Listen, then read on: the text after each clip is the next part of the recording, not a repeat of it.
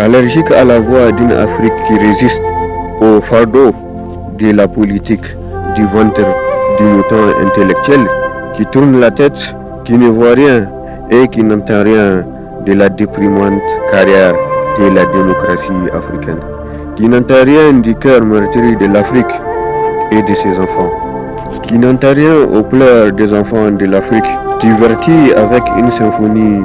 de programmes délirants et tordus,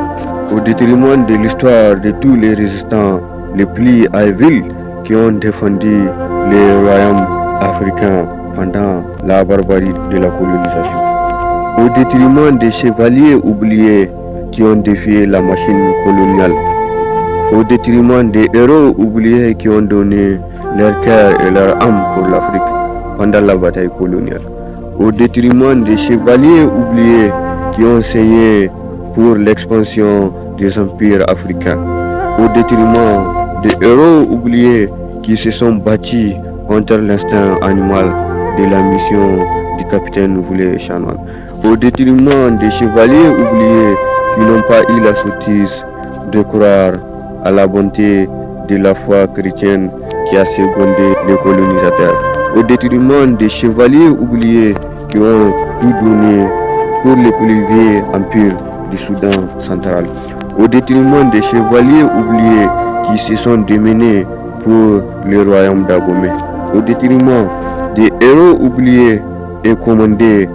par la reine magicienne de l'Ariwa, au détriment des chevaliers oubliés et prématurément vieillis par un injuste procès de l'histoire africaine,